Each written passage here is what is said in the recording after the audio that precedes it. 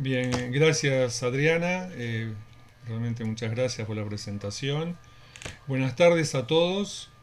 También les agradezco en nombre del PMI Buenos Aires haber, digamos, aceptado esta convocatoria y bueno, que estén ahora dedicándole este rato de la tarde de este martes eh, en, digamos, compartir con nosotros un poco qué está pasando, o sea, cuáles son los cambios que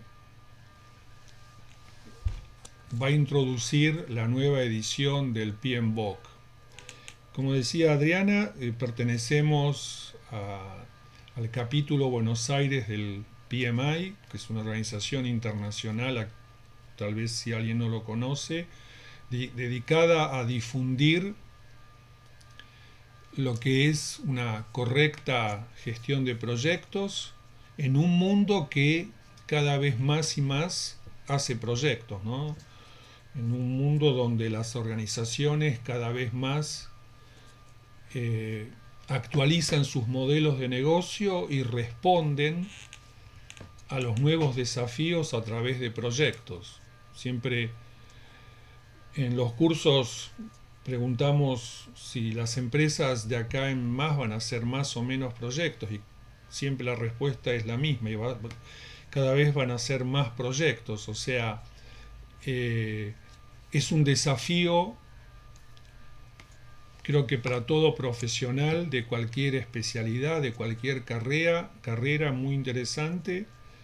Y entonces, quien ve en su carrera profesional que la participación en proyectos y la gestión de proyectos es un desafío que puede ayudarlo al crecimiento de su desarrollo profesional, bueno, le ofrecemos justamente este ámbito de encuentro que es el PMI, el capítulo Buenos Aires, a través de distintos voluntariados, de distintas actividades en la que uno colabora en la medida de sus posibilidades y sus tiempos, pero también eh, aprovechando esto de la red que se va generando, la red de conocidos, de amigos, de gente que comparte este gusto, esta pasión por lo que es la gestión de proyectos. Esto es un poco el objetivo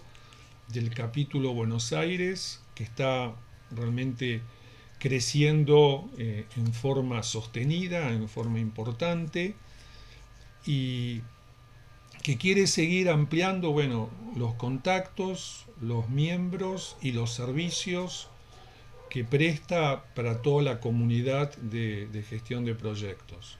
Hoy en particular, el capítulo de Buenos Aires me pidió, como les decía, presentar cuáles son los cambios en esta séptima edición. Y para ello, un poco la agenda de esta hora que más o menos va a durar la presentación, ¿cuál es el enfoque? Eh, no solo contar qué cambió, o sea, cuáles son los cambios que introdujo o que va a introducir, porque todavía no salió. Conocemos un borrador y en realidad formalmente va a salir a principios del 2021, ¿no? O sea, ¿cuáles son los cambios que trae esta séptima edición? Sino además, ¿por qué cambió? Yo creo que también es muy importante analizar por qué hubo que hacer estos cambios, que no son menores, son cambios sustanciales, o sea, como que hay un quiebre total con todo lo que pasó antes, con las 6 anteriores ediciones del PMBOK. Y esta nueva edición realmente es un cambio de fondo. Entonces, ¿por qué cambió? Porque en mi modo de ver es, si yo entiendo por qué cambió, voy a poder entender mejor para qué cambió. Y si entiendo el porqué y el para qué del cambio, también voy a poder decidir cómo aplicar estos cambios en mi proyecto, en los proyectos que hace mi organización y así sucesivamente, ¿no? O sea, primero voy a hablar un poco del porqué y el para qué del cambio y luego en la segunda parte comentarles qué cosas han cambiado. Acá tienen las 6 ediciones que hasta ahora el PMI ha emitido sobre esta guía, ¿no? Sobre este PMBOK. La primera edición en 1996, después en el 2000 la segunda, 2004, 2008, y la última, la que todavía sigue vigente, es la que salió en el 2017. Es la sexta. Y ahora a principios del 2021 esperamos la séptima edición, que es esta que digo produjo tantos cambios fundamentales de fondo. Pero me gustaría que veamos un poco los antecedentes, o sea, ¿qué pasaba cuando salió la primera edición, allá a mitad de la década del 90 del siglo pasado, ¿no? ¿Cuáles son los antecedentes inmediatos a esa primera edición?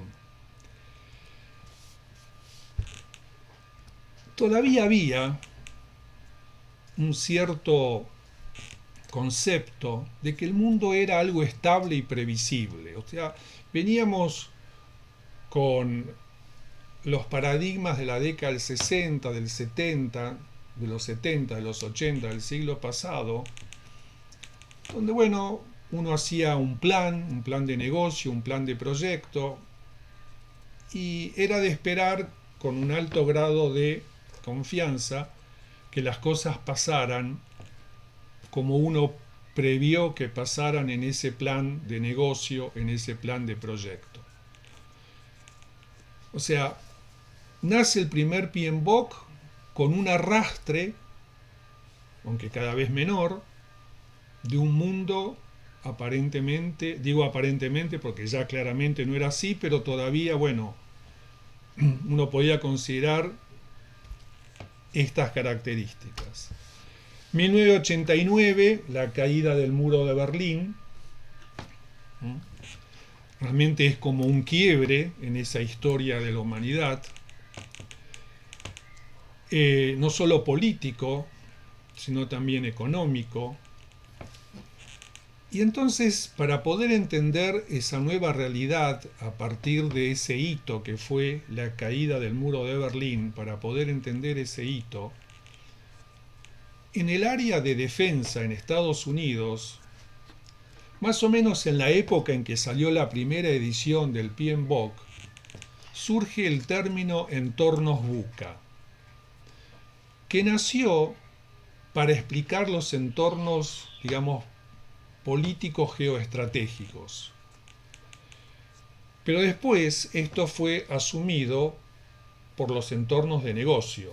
O sea, vieron que eso que se llamaba VUCA, que es un mundo volátil, un mundo incierto, un mundo complejo y un mundo ambiguo, no es solo para entornos políticos y geoestratégicos, sino que esto también era un marco de análisis imprescindible para el mundo de los negocios.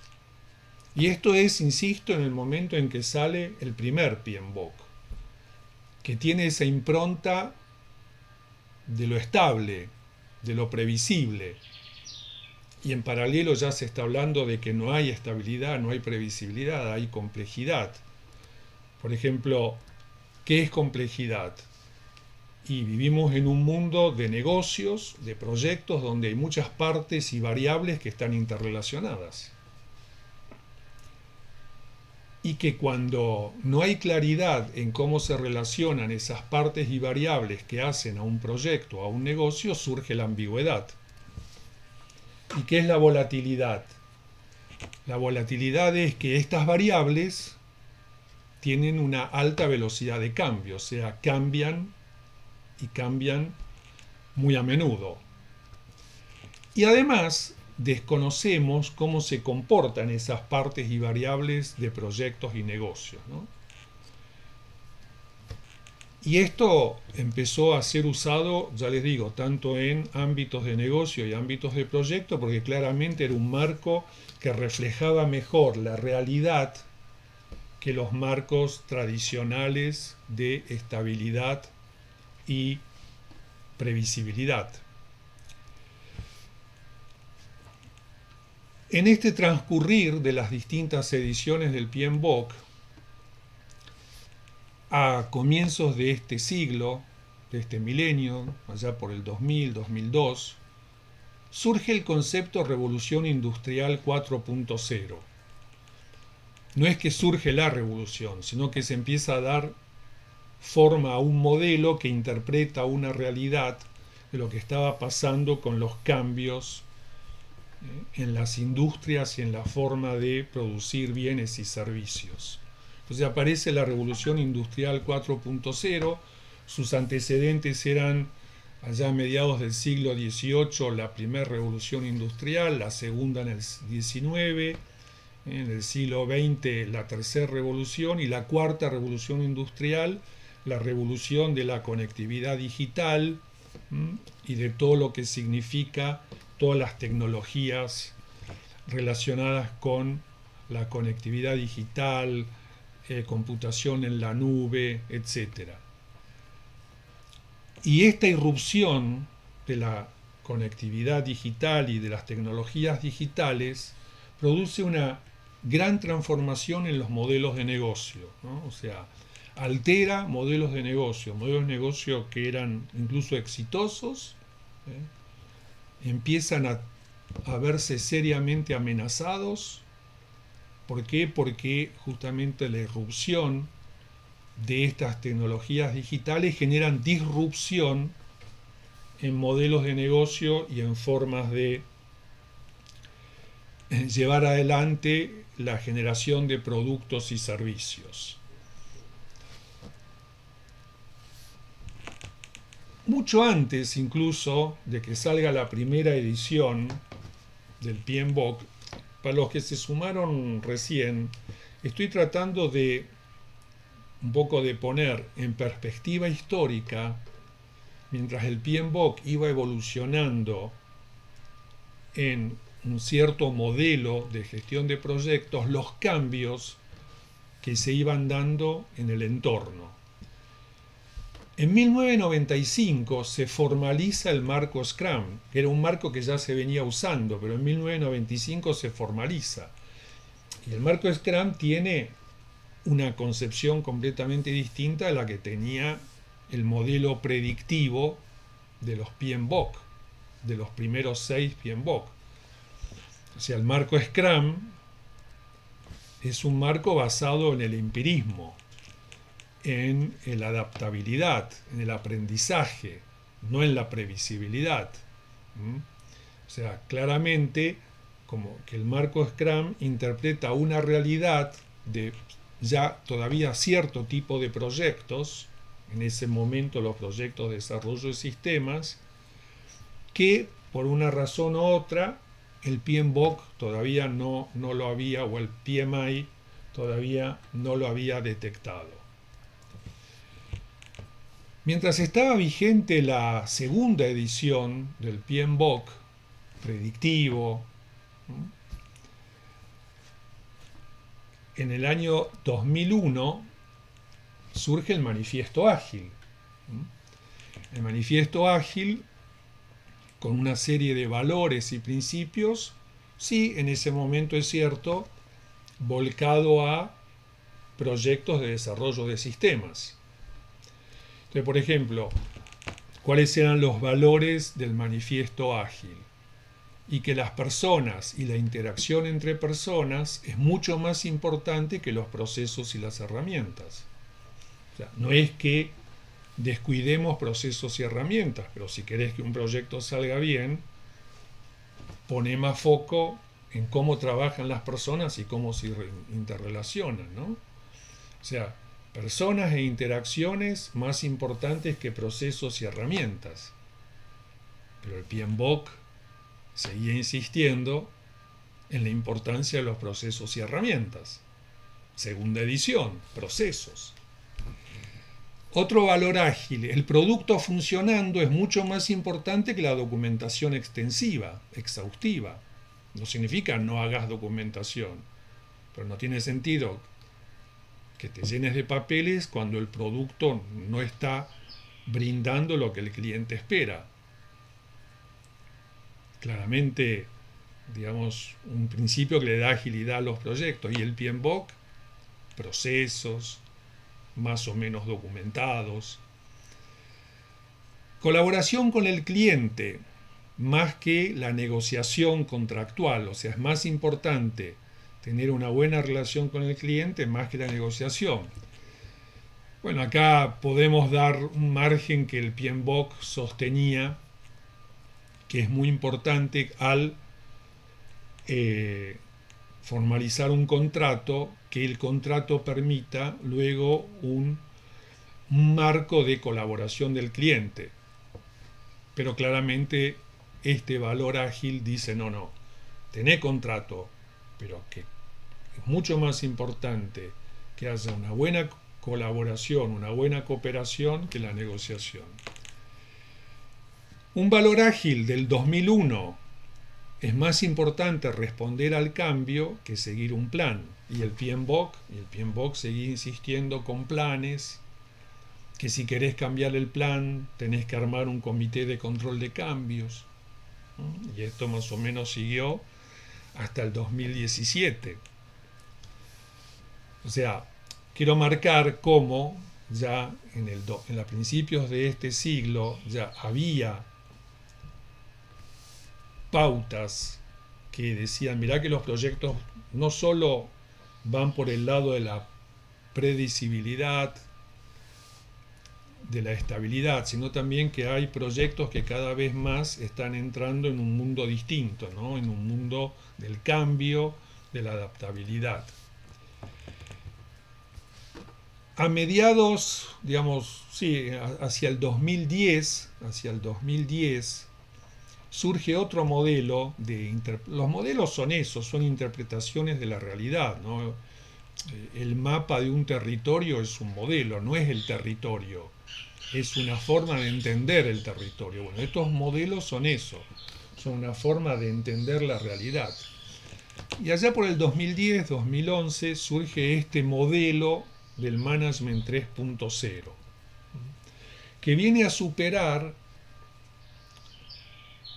digamos, la evolución del management en el siglo XX, que empezó con lo que era el Management 1.0, la organización jerárquica, el modelo tayloriano, el modelo fordista, que era lo lógico, lo necesario y lo correcto para ese contexto, para ese ámbito, ¿no? Cuando en la segunda mitad del siglo pasado, allá en la década del 60, 70, los 80, el modelo del Management 1.0 empezó a crujir, empezaron a ponerle parches, aditamentos. O sea, mantenían la organización jerárquica, pero Total Quality Management, Balance Scorecard, ¿sí? Todas aditamentos para ver si podían corregir las ineficiencias que ya mostraba la organización jerárquica tradicional. Y como les decía, 2010, 2011 claramente dice, bueno, mira, ni siquiera esto está dando resultados en muchos negocios. Tenemos que pensar otro tipo de organización, otro tipo de management, una organización que tenga jerarquías, por supuesto, que tenga áreas funcionales, pero que también se trabaje en red.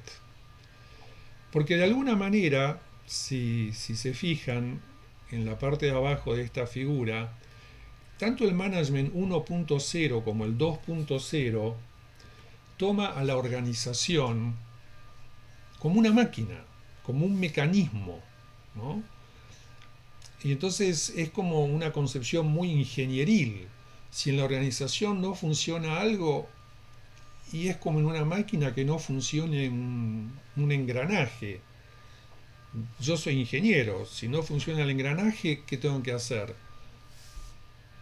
Reemplazar ese engranaje por otro similar y después todo va a seguir funcionando igual y nadie se enteró que hubo un cambio de engranaje, ¿no? Ese es el concepto mecánico que de alguna manera se mantuvo tanto en el Management 1.0 como en el 2.0. El Management 3.0 dice no.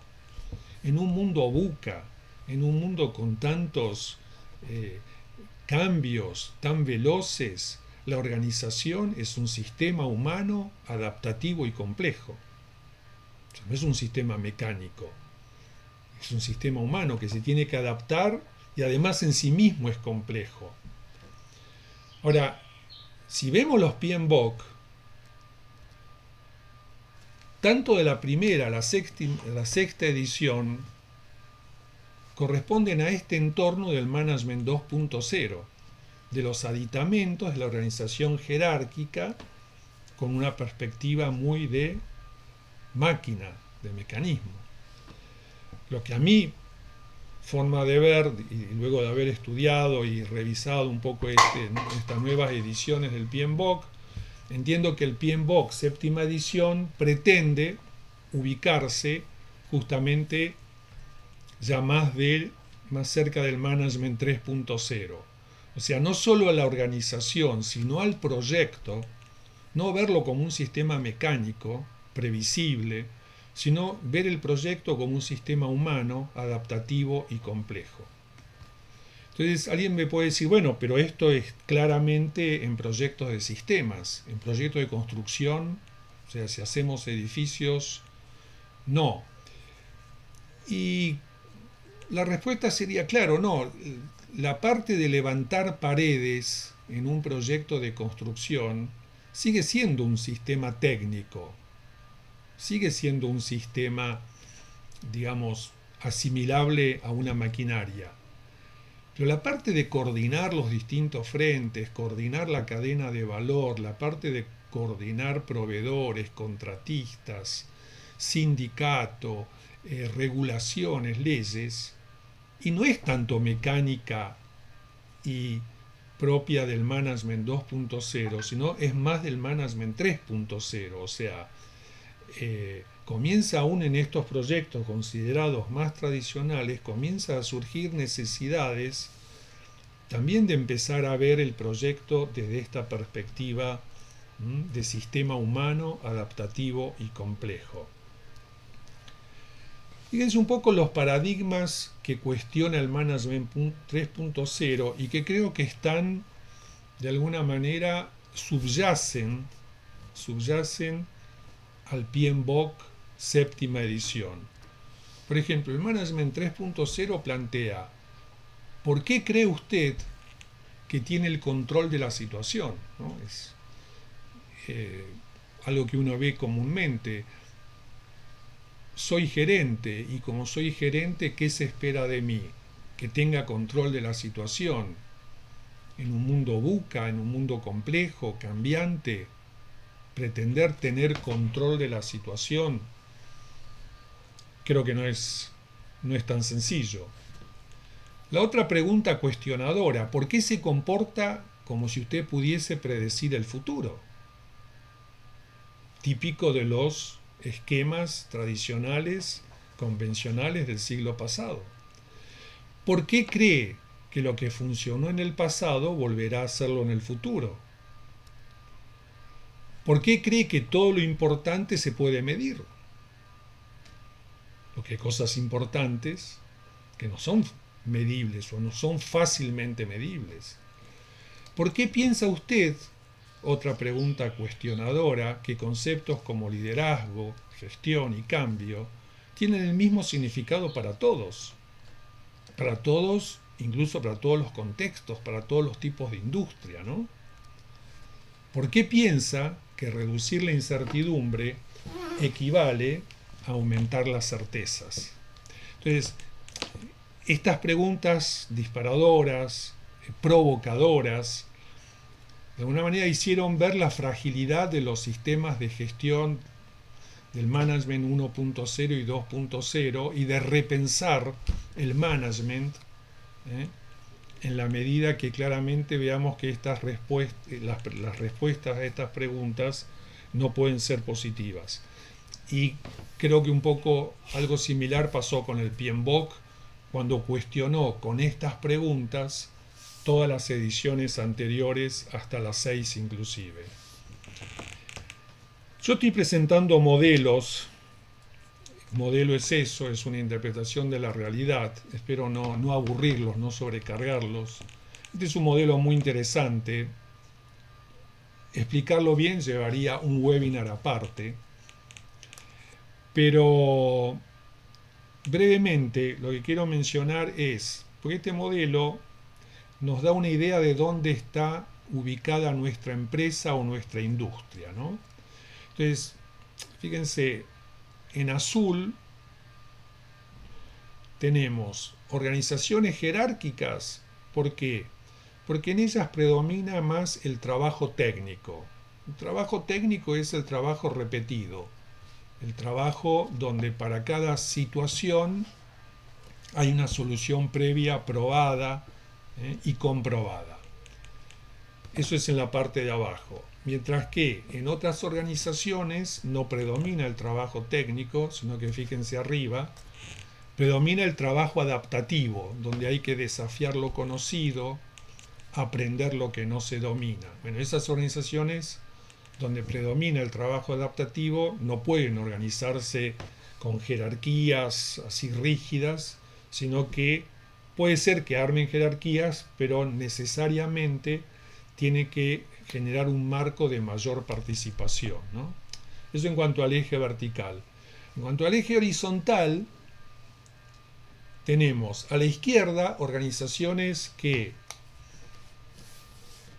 o industrias que llevan adelante sus modelos de negocio en entornos estables, poco competitivos, poco cambiantes, con lo cual son organizaciones que funcionan bien mirándose hacia adentro, orientadas hacia adentro, hacia sus procesos, hacia su forma de trabajar, con poca preocupación de lo que pasa en el entorno. En cambio, acá a la derecha, son organizaciones que trabajan en entornos inestables, cambiantes, competitivos, y necesariamente tienen que tener una orientación hacia afuera, hacia la competencia, hacia el mercado, etc. Bueno, estas cuatro dimensiones dan, por ejemplo, organizaciones jerárquicas y orientadas hacia adentro, burocráticas. Por ejemplo, bancos, mineras, empresas farmacéuticas. Jerárquicas y orientadas hacia afuera, empresas resolutivas que tienen que, digamos, generar resultados, ¿no? Empresas de retail, empresas de consumo masivo. Empresas participativas pero orientadas hacia adentro, empresas comunales, ONG, y participativas pero orientadas hacia afuera, las innovadoras, ¿no? Empresas de desarrollo de nuevos productos, de sistemas, etc. Entonces, claro, cuando uno mira este esquema y dice, bueno, somos una empresa que no fue bien, con un sistema burocrático, jerárquico, poca preocupación hacia afuera, entonces los bancos, las empresas mineras, muchas empresas de oil and gas, digamos, durante muchos años tuvieron modelos de negocio ahí que funcionaron bien y además le fue muy bien, Ahora, ¿qué pasó? ¿Qué pasó en el contexto? Bueno, aparecieron las tecnologías digitales y todos los cambios que trajeron.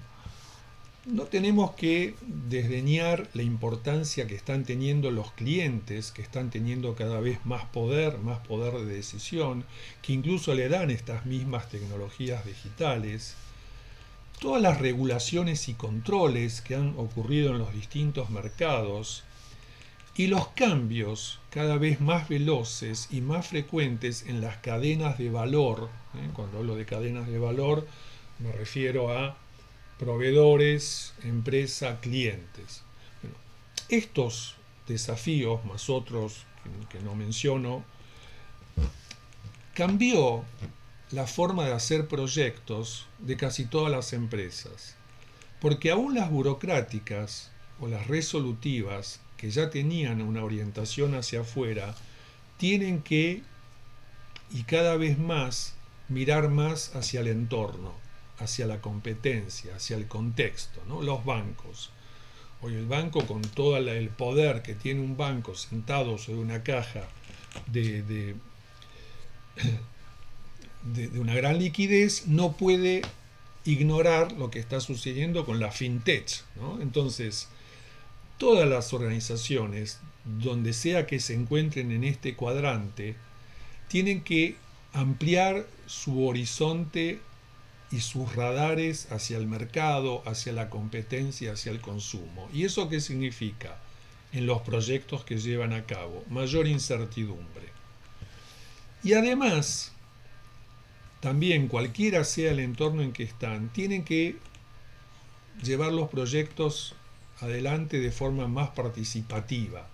Y esto significa mayor complejidad, ¿no? O sea, muchas empresas de gas y petróleo, mineras, ya no pueden llevar adelante sus proyectos donde cada área trabaja por separado, donde los geólogos trabajan por un lado, los de perforación por otro, lo mismo en la construcción, lo mismo en los bancos.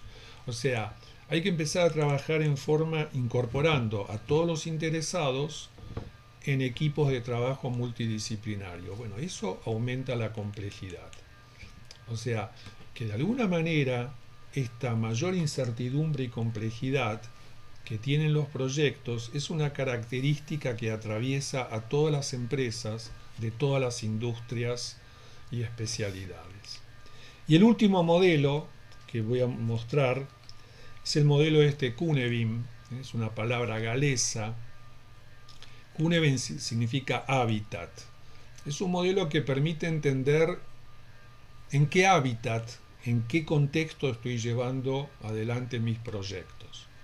Entonces está el hábitat o el contexto de lo simple, donde para cada situación ya hay una solución previa, probada, que funciona. Entonces, claramente en esos contextos aparecen las mejores prácticas. Y qué proyecto podríamos ubicar así, como una forma, ¿no? Como un ejemplo simplemente. Por ejemplo, los proyectos de construcción. El entorno de lo complicado ya es un entorno distinto. Hay una solución, pero no está clara de entrada. Para llegar a la solución necesaria, y voy a tener que recurrir a expertos que me van a ayudar entre las distintas alternativas a encontrar la solución más adecuada. Si la construcción en sí mismo es del entorno simple, la ingeniería que la precede, la ingeniería que la precede es claramente del entorno de lo complicado. Porque ¿qué hace la ingeniería? De las distintas alternativas, selecciona las más adecuadas para después construir.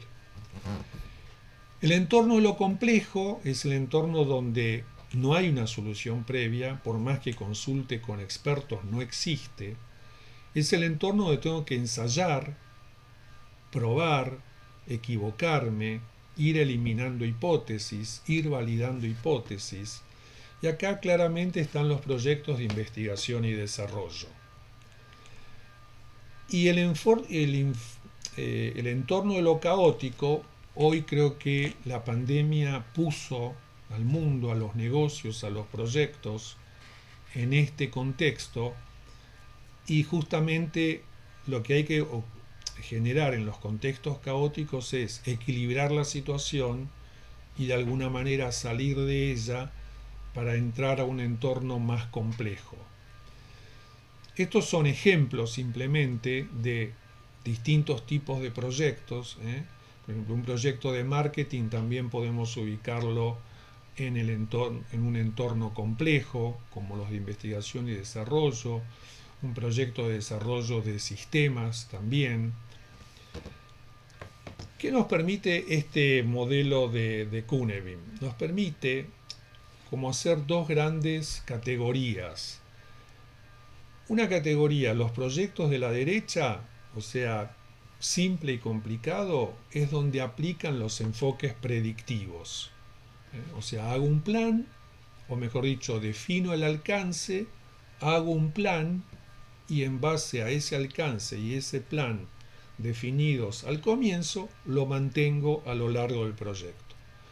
Mientras que a la izquierda los enfoques complejos y gran parte de los caóticos corresponde a los enfoques adaptativos y ágiles, o sea, dos enfoques completamente distintos de proyectos. Hay proyectos que son más predictivos, hay proyectos que son más adaptativos y ágiles. ¿Cuál es el problema que teníamos hasta ahora con el PMBOK? Que todas las ediciones del PMBOK hasta la sexta, que la que hoy rige, daba respuesta a los enfoques simples y complicados. Si bien la sexta edición ya trajo un apéndice de ágil, ya reconoció que hay proyectos que están en el entorno complejo, pero bueno, el estándar todavía seguía hablando de predictivo. Entonces, ¿qué pasa acá? El PMI no estaba dando una respuesta clara. Es ahí entonces, un poco con todo lo que vimos hasta ahora y esta situación particular, que esta séptima edición pretende dar una respuesta a todo tipo de proyectos. O sea, la séptima edición justamente lo que quiere es ser una respuesta para todo tipo de proyectos, ya sea que tengan una mayor preeminencia de lo simple, una mayor preeminencia de lo complicado, de lo complejo, incluso de lo caótico, del caos. Ahora, ¿cómo hacerlo? ¿Cómo ser referencia para proyectos tan distintos, como es un proyecto en lo simple y un proyecto en lo complejo? ¿Qué cambios introducir? ¿Cómo poder abordar esta nueva realidad? La sexta edición, dijimos, enfoque predictivo. Bueno, la séptima edición, no. El foco es la entrega de valor. La preocupación central de un proyecto es el valor que entrega. Y ahora vamos a ver un poco más de detalle. La sexta edición todavía arrastra lo de la primera, ¿no? Procesos documentados, control de procesos, entradas, herramientas, salidas. Bueno, la séptima edición dice, si quiero realmente ser referente para todos los proyectos, hay proyectos donde los procesos no aplican. No puedo hablar de procesos porque en esos proyectos no hay proceso. Entonces, ¿qué tengo que tener? Principios. Y los principios sí aplican a todo tipo de proyectos. ¿Por qué? Porque son guía. No dicen cómo hay que hacer las cosas. Dicen por qué hay que hacer las cosas. El enfoque predictivo, claro, como el foco eran los procesos, ¿cómo mido el desempeño? En los procesos. Entonces, uso métricas de procesos. Si quiero tener un enfoque más amplio, ¿cómo mido el desempeño? En los objetivos de valor que me propuse cuando empezamos el proyecto. El Body of Knowledge, ¿no? El BOK. El Body of Knowledge, quien conoce la sexta edición o las anteriores, la quinta, la cuarta, eran áreas de conocimiento, ¿no? Primero fueron 9 áreas de conocimiento, después con la quinta se incorporó una sexta área de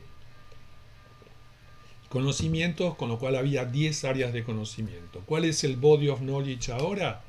Los dominios, los métodos, que ahora ya voy a contar un poco más sobre este aspecto. Esto es valor.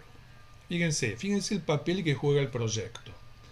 El proyecto es,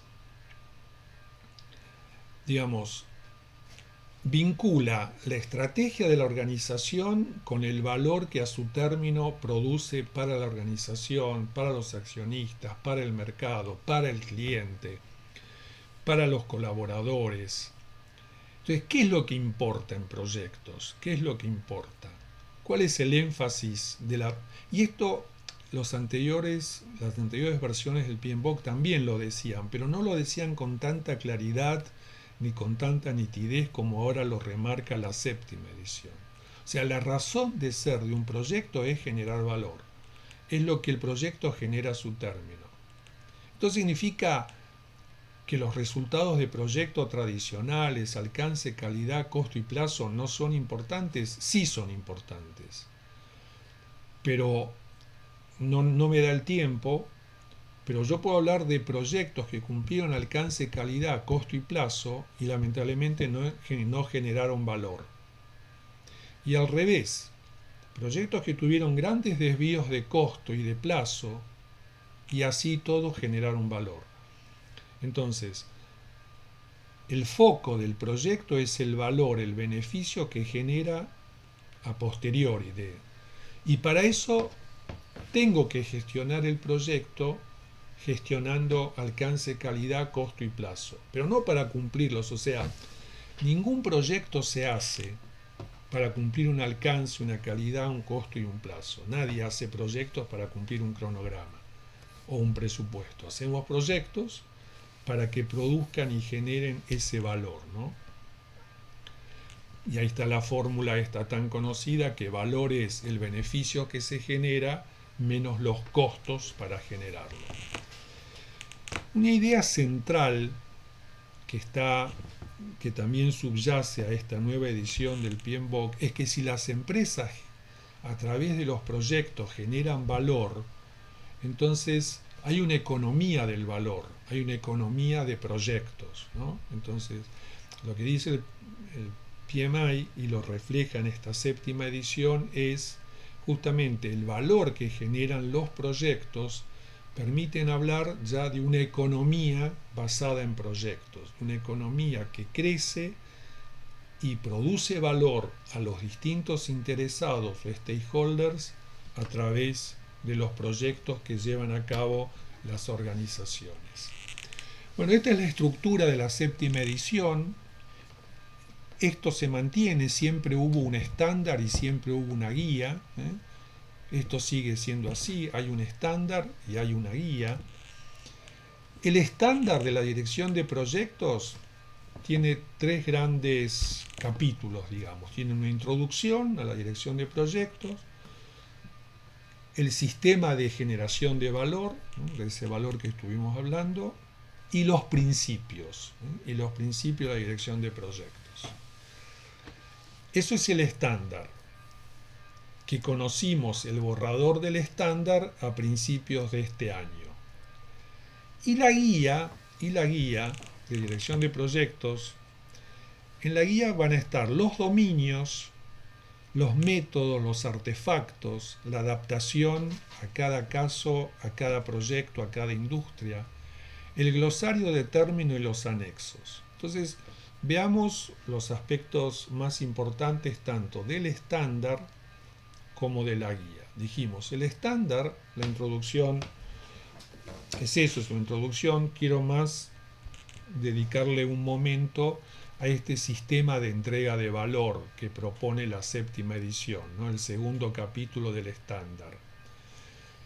¿Qué dice? Que la función de los proyectos es la creación de valor, ¿no?, que la gobernanza de la organización y los sistemas de gestión de la organización tienen que estar dirigidos a que los proyectos generen valor en todo sentido, que las funciones de la organización asociadas a proyectos también tienen que tener la preocupación por este sistema de entrega de valor, y después están los factores internos y externos que influyen en los proyectos, que esto ya estaba también, igual que los anteriores, en el PMBOK.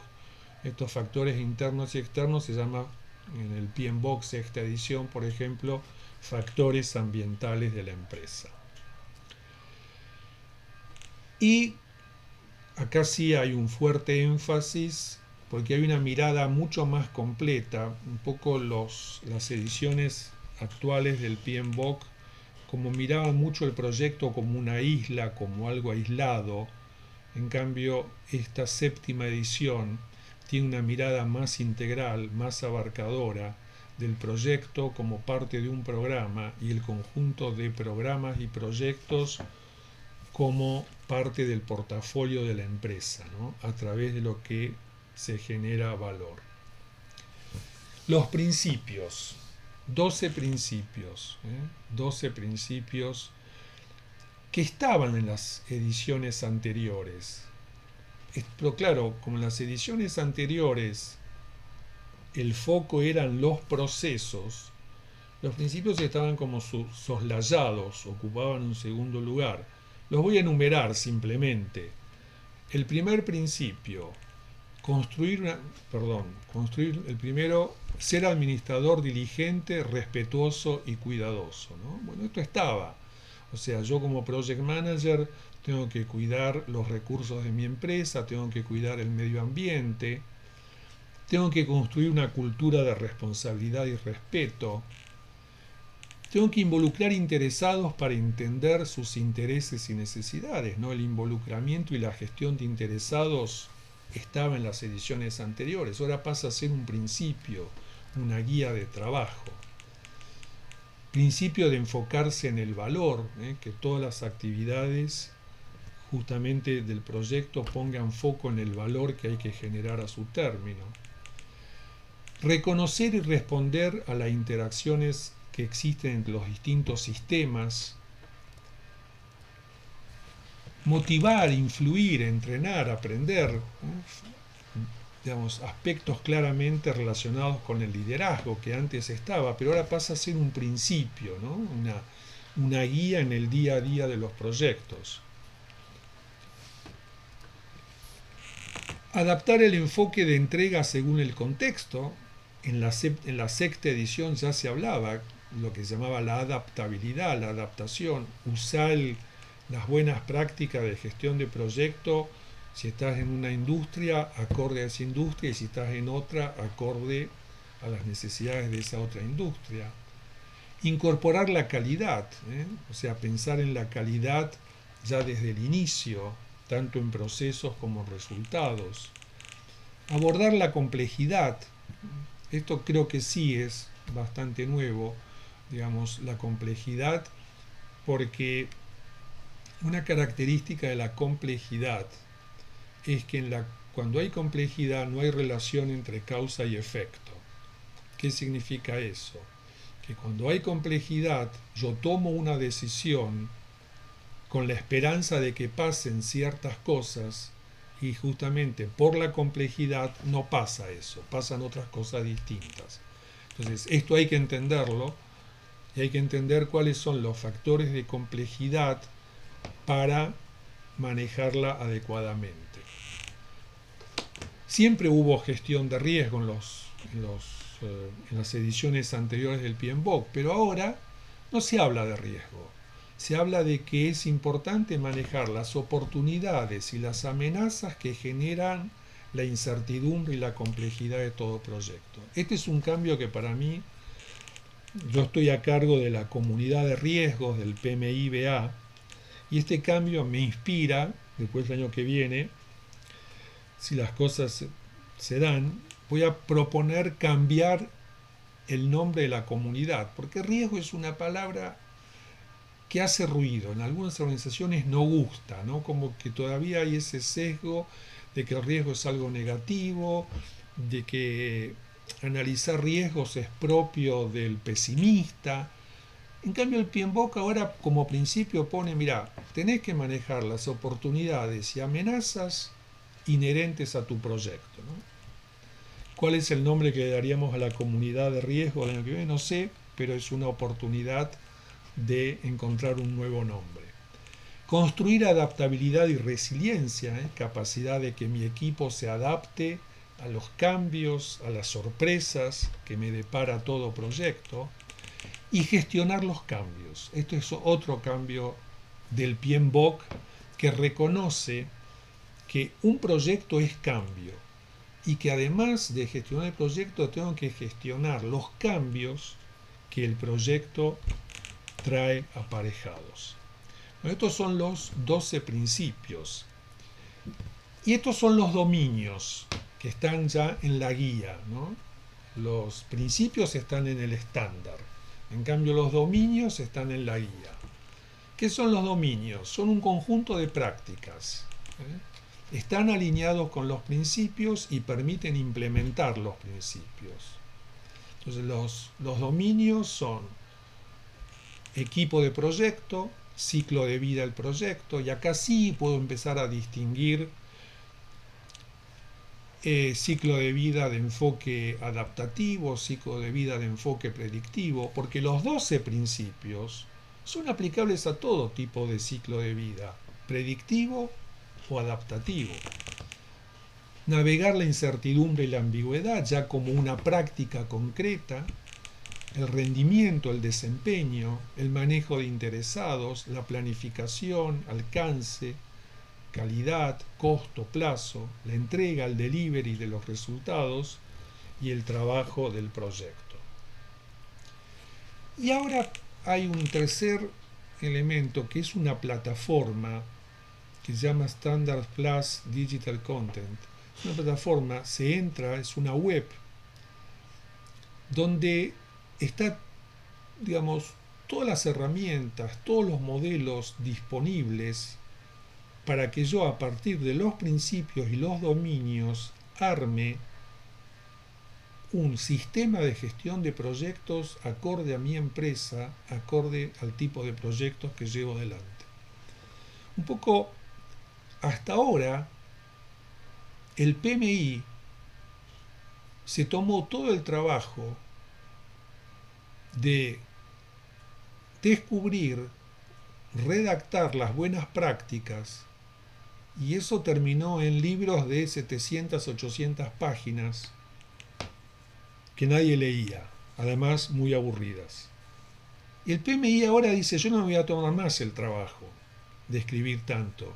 Yo te doy principios que valen para todo tipo de proyectos, te doy dominios y te doy herramientas. O sea, te pongo en un portal navegable, que es este Standards Plus, te pongo las herramientas. ¿Para qué? Para que apliques en el día a día de tu proyecto. O sea, te digo el cómo, pero lo tenés que definir vos. O sea, antes todo el trabajo era del PMI y las empresas de alguna manera decían, bueno, este proceso me aplica, lo uso. Ahora no, ahora el trabajo está en las empresas, en las organizaciones, cómo a partir de los principios y los dominios y con estos modelos, métodos y artefactos que me propone, cómo armo mi sistema de gestión de proyectos.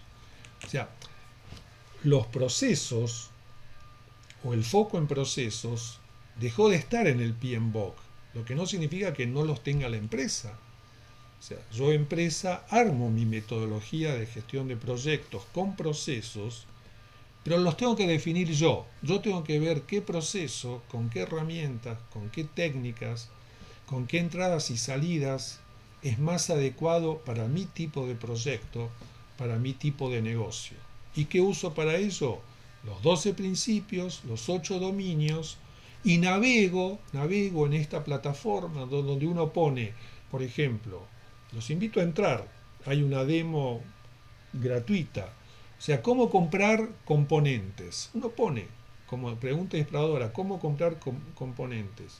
Y van a encontrar un flujograma que les propone cómo sería el proceso de compra de adquisiciones de un componente para un proyecto.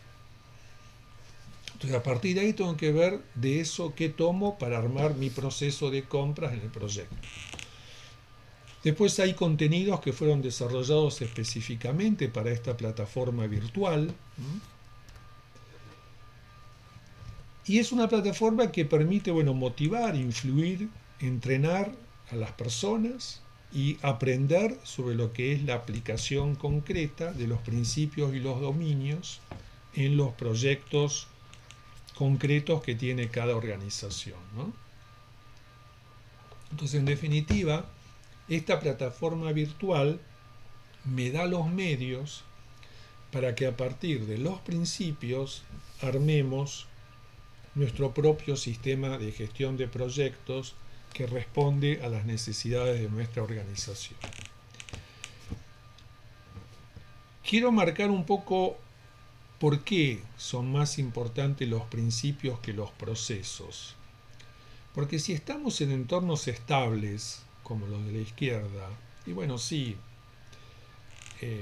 uso procesos.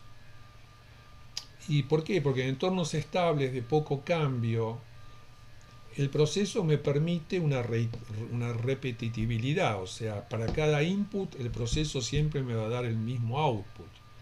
Hago un plan y más o menos el plan se cumple. Puedo usar lo que se llama comando y control. Doy una orden y después verifico que la orden se cumple. Ahora, claramente los proyectos de todo tipo, de toda industria, aún aquellos que dicen los proyectos de construcción, que el PMBOK los deja fuera, es para analizarlo, es para analizarlo. Yo no tengo una opinión formada, creo que no, pero creo que los proyectos de construcción, si uno mira, no la parte de levantar paredes, sino la parte del contexto del negocio del proyecto, es un entorno inestable. Entonces, en entornos inestables no me sirven los procesos, necesito principios. O sea, en entornos inestables lo que tengo que tener es una alta capacidad de aprendizaje y de adaptación a la nueva realidad. Por eso creo que plantear la gestión de proyectos a partir de principios va a ser más útil que con los procesos. Ya terminando, ¿no?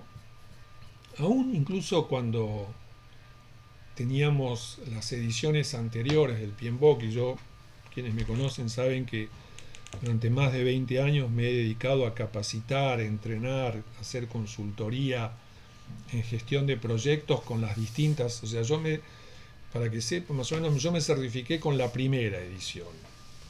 Yo estudié la primera edición, así que imagínense los años. Y algo común que siempre escuchaba en los cursos con relación al PMBOK, que era difícil, claramente, yo reconozco. Entonces, en los cursos, si el curso era en una empresa grande, me decían, mira, esto del PMBOK está muy bueno, la verdad, buenísimo, pero me da la impresión que es más aplicable a proyectos chicos y empresas chicas que a nosotros.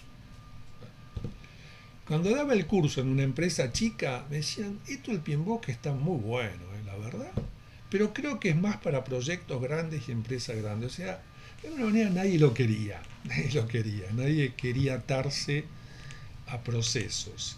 Ahora, con principios, creo que la tarea mayor la tienen las organizaciones. O sea, a partir de los principios de una buena gestión de proyectos, ¿cómo implemento un sistema que le genere valor a mi negocio y a mi organización, ¿no? Y hay un poco creo, la importancia en un mundo VUCA, en un mundo de cambios y de alta velocidad de cambios, la importancia de los principios.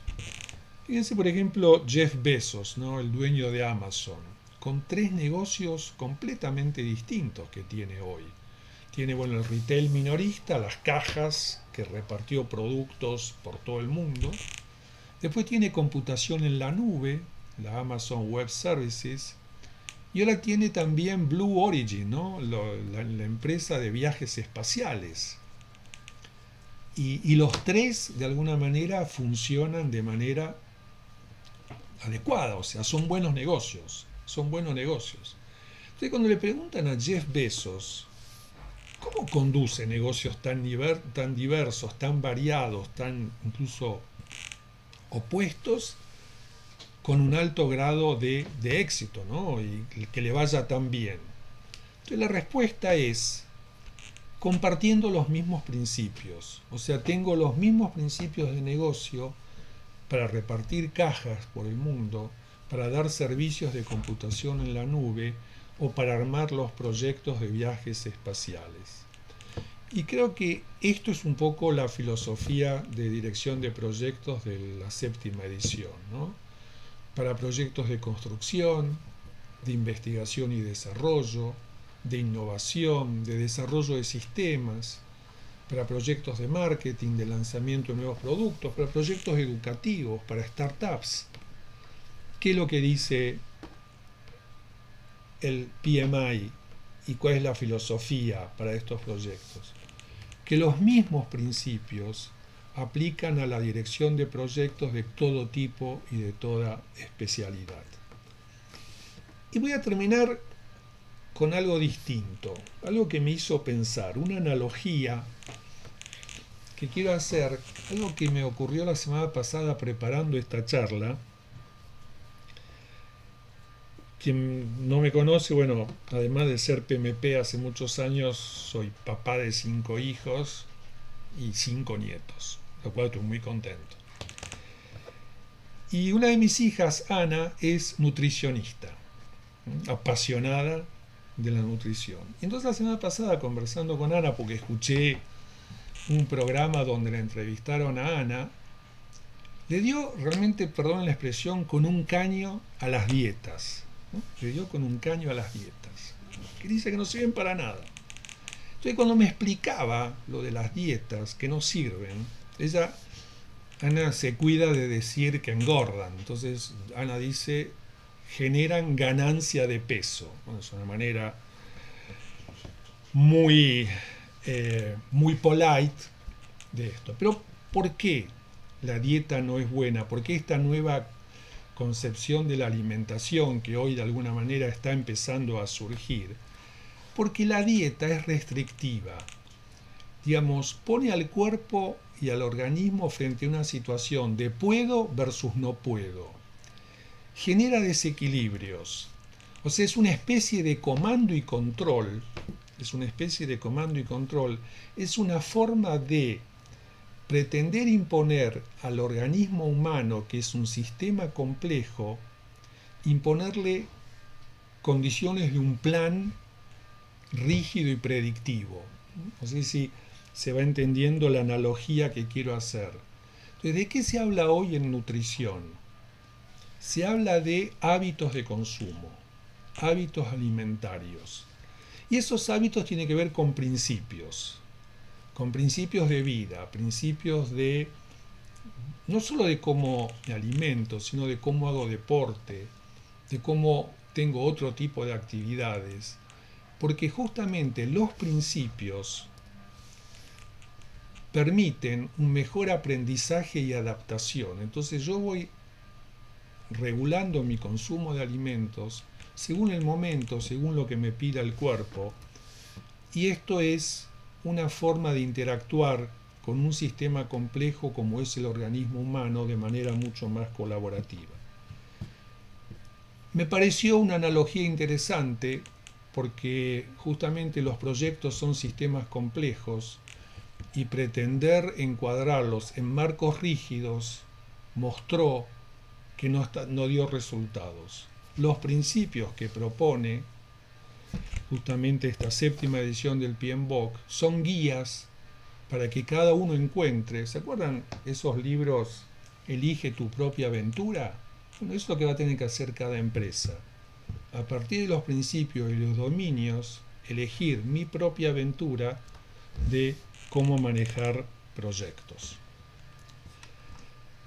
Bien, 1 hora justo. Me propuse 1 hora. Bueno, tenemos algunas preguntas, no sé si no listas ahí. Ahí tenemos un par de preguntas. A ver, ahí te leo la primera. De Marcos, dice, en un momento... Creo que lo conozco. Si se podía acceder al borrador desde la versión 7. ¿Esto todavía sigue vigente? No, estuvo disponible durante un tiempo y ya no está disponible. No, además estuvo disponible el borrador del estándar, no de la guía. Pero no está disponible. Hay que esperar ahora que salga en enero, dicen, la versión definitiva. Bien. Tenemos otra pregunta de Emilio. Dice, en proyectos de ingeniería con muchas indefiniciones iniciales y dudas sobre el alcance, ¿cómo se aprovechan las metodologías ágiles, procesos versus principios? ¿Cómo conviene abordar el proyecto cuando uno necesita que el cliente participe en definir el alcance? Ahí es donde creo que el principio es más importante que el método. Creo que son, digamos, no sé si métodos ágiles aplica a proyectos de ingeniería, pero sí principios ágiles. Y los principios ágiles, por ejemplo, hablan de mayor involucramiento e interacción con el cliente. Principios ágiles hablan de mayor cooperación entre las distintas disciplinas, un trabajo más colaborativo de las distintas disciplinas. Principios ágiles hablan de mayor transparencia y foco en la comunicación, que todos estén enterados en tiempo real de lo que está pasando en el proyecto.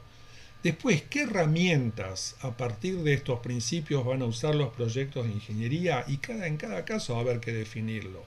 Pero creo que los proyectos de ingeniería, y sobre todo al comienzo, en lo que es la ingeniería básica, por ejemplo, creo que es muy importante esta transparencia, esta colaboración, esta mayor integración del cliente, de la gente de operaciones y mantenimiento de la planta que va a recibir el sistema, por ejemplo.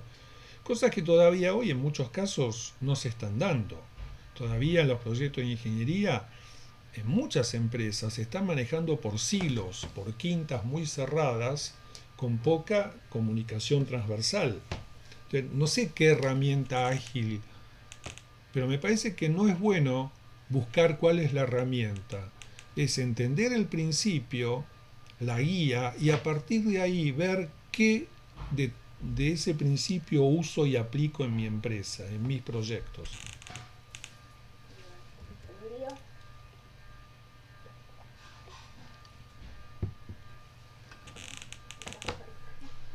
Bueno, pasamos a la siguiente.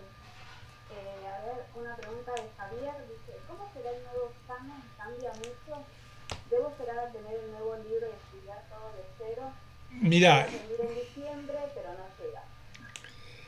lo que sí sabemos es cómo es el examen a partir del 2 de enero hasta no sé cuándo, porque el examen que empieza a regir el 2 de enero del 2021 está basado en la sexta edición. Lo que pasa es que de las 200 preguntas, 100 van a ser de enfoques predictivos y 100 de enfoques adaptativos y ágiles. Y la sexta edición tiene una guía para los enfoques ágiles. Ahora, con la séptima edición del PMBOK, ¿cuándo va a empezar ese examen? No sé, creo que no hay información todavía. Tampoco se sabe cómo va a ser el tipo de examen, porque va a haber que estudiar principios y dominios. Por eso uno de los cambios que está haciendo el PMI para los exámenes a partir del año que viene es que solamente van a poder dar los cursos de preparación para el examen empresas debidamente autorizadas por el PMI, con modelos de práctica que va a entregar el PMI. O sea, el PMI dice, esta empresa está autorizada a dar los cursos de preparación para el examen, o esta consultora. Y la consultora, el curso que lo va a dar con el material de estudio y con las preguntas de prácticas que da el PMI. Eso es, acá hay un tema, digamos, secundario, no tanto, es que el PMI en esto está cobrando un canon tan grande para ser empresa autorizada que prácticamente con el valor del dólar en Argentina, no sé quién en Argentina va a poder entrar en esta categoría por lo que va a significar económicamente pagar ese canon y ser empresa autorizada. Pero bueno, eso es al margen. Otra pregunta de Ricardo, dice, gracias Jorge, clarísimo como siempre. Mi pregunta es, ¿sabes si habrá alguna directiva de tener que hacer una capacitación en la nueva versión como para mantener la certificación? No. Dado el gran cambio de enfoque. No, para mantener la certificación se va a necesitar, como siempre, los PDUs cada 3 años, 60 PDUs, y en la medida que participes de actividades del capítulo Buenos Aires, o de webinars como esto, o bueno, sí, o algún curso por ahí de la séptima edición que te dé los PDUs, en definitiva, hay que llegar a 60 PDUs. No creo que hoy nadie se proponga vender un curso de prácticas predictivas de gestión de proyectos, porque no tendría audiencia. Digamos, es claro que los cursos que ya va a haber y cada vez más van a ser cursos orientados con nuestros nuevos enfoques. Entonces, participar de esos cursos da los PDUs que permiten la recertificación al cabo de los 3 años. Bien. Javier pregunta, ¿valor del PM2? No, no sé. No, de la séptima edición no salió. ¿Vos sabés algo, Adriana? No. No, vos sabés que yo no tengo información al Es que respecto. no salió todavía, pero ¿Quién Claro. pregunta? ¿Quién pregunta? Javier. Javier Camilo. yo entiendo que para los socios, como siempre, va a ser, para los socios del PMI va a ser gratuito, no va, digamos, Lo descargan. lo descarga. Lo mismo que la guía, o sea, no solo el estándar, la guía y también el acceso a la plataforma virtual de herramientas y Perdón, técnicas. perdón, porque la plataforma esa que vos mencionabas, ¿es para miembros y no miembros? Ahora hay una demo que es para miembros y no miembros. Después me parece que va a ser libre solo para miembros, creo, me parece. Estuve buscando información y no sé si va a estar, digamos, el PMBOK hoy no está disponible para no miembros. No, Lo tenés pero que comprar, puedo, supongo, puedo. porque eso es otra cosa importante, que no va a haber más actualizaciones del PMBOK, no va a haber una octava edición al cabo de... No, se va a ir actualizando la plataforma, se van a ir actualizando las herramientas, los procesos. Adem- Me imagino que me imagino que esa plataforma va a actuar también para obtener datos, exacto, sí, para ir actualizando tal todas las cual. versiones pendientes del tiempo. O sea, con esa plataforma el PMI va a tener la opción de captar datos, analizarlos y saber qué es lo que se necesita y qué es lo que no.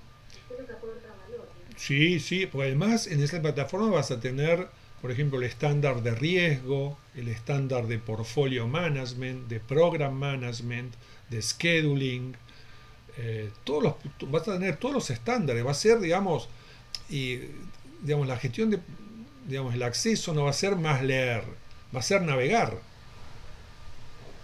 y ahora encontré esto y quisiera más Saber datos de esto. usarlo.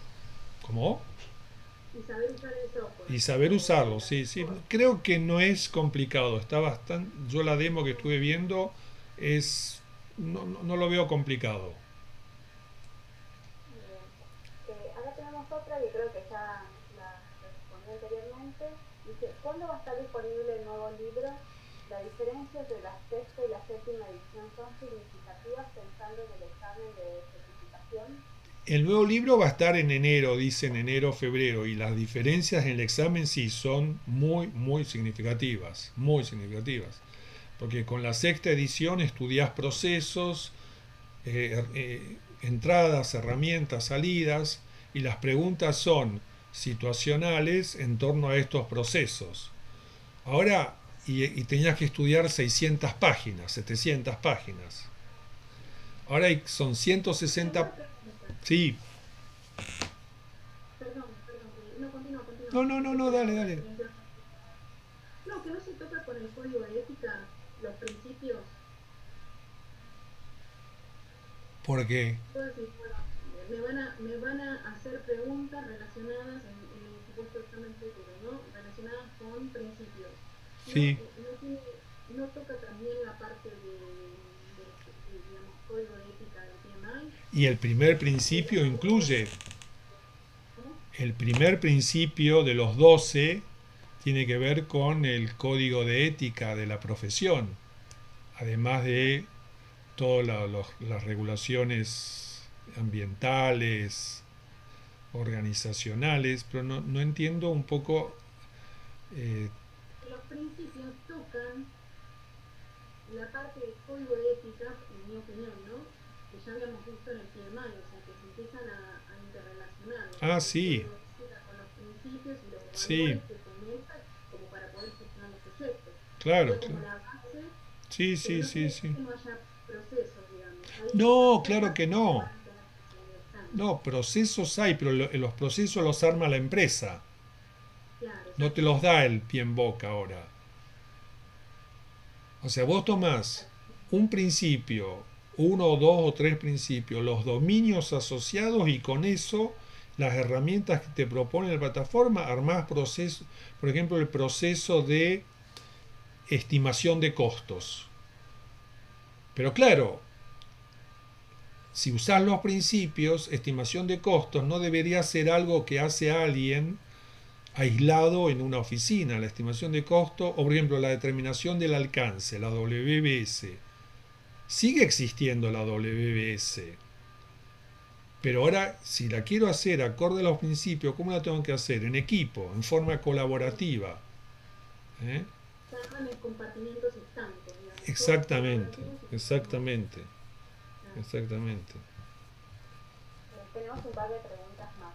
Sí, sí, cómo no. Una de Gil, dice, ¿la guía práctica SAL va a ser actualizada o con la séptima edición del TNGOV podríamos decir que esta guía está considerada?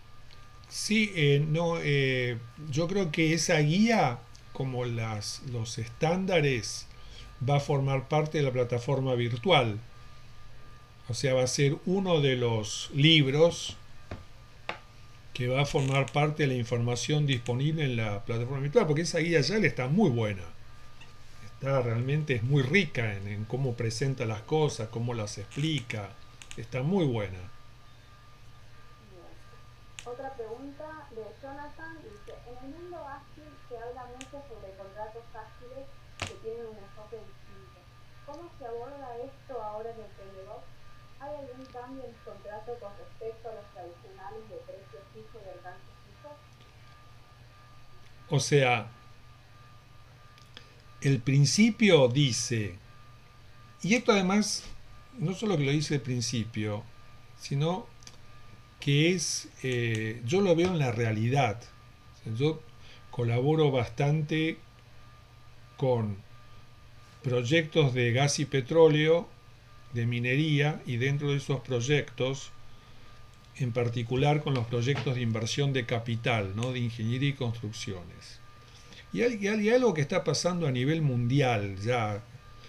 A nivel mundial, los clientes y los contratistas se están dando cuenta que la relación de adversarios, de enemigos, de confrontación entre comitente y contratista no le conviene ni a uno ni a otro.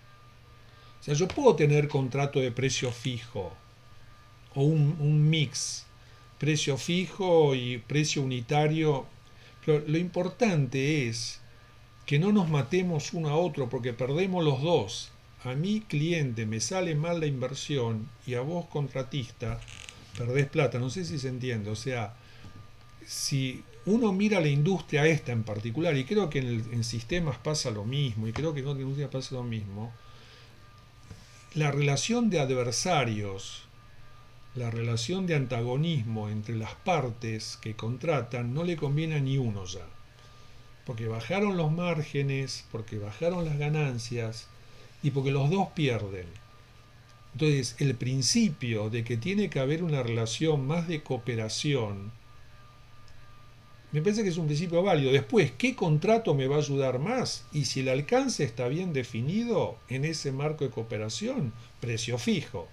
Si el alcance no está bien definido y hay cosas por definir, y busco eh, tiempo y material. Pero es más importante el principio que el contrato.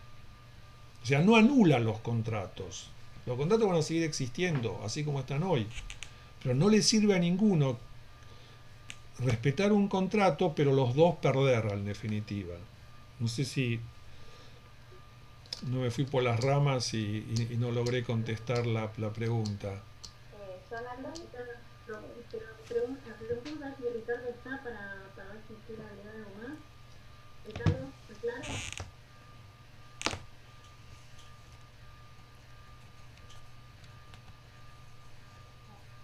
No sé si está. Sí, está. Bueno, sigamos entonces. bueno, sí. Bueno, la última pregunta, Gil dice, ¿se podrá contar con una versión en español en la plataforma? Sí, sí, van a estar traducidas. Creo que esta vez, porque con la sexta edición, creo que salieron juntas, la original en inglés y en español. Creo que la traducción va a llegar un tiempo más tarde, pero sí, sí, en la plataforma van a estar traducidas a todos los idiomas, sí, sí. No sé si al mismo momento que la original en inglés.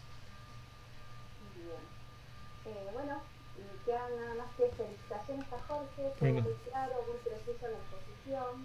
bueno, Y gracias. gracias, agradezco. Gracias a ustedes también. Y gracias a todos por participar y nuevamente invitarlos, a aquellos que no forman parte de esta comunidad, de ser parte de esta comunidad de los que nos gusta estas relaciones así de amistad, de compartir conocimientos y experiencias en torno a la gestión de proyectos y que se sumen al capítulo en las distintas posibilidades que el capítulo ofrece.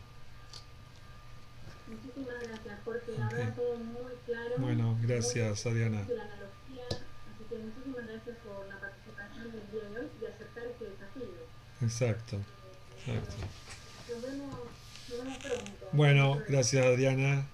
Adiós. Bueno, Adiós, Muchas hasta gracias. pronto. muchísimas gracias a todos los que Adiós. participaron.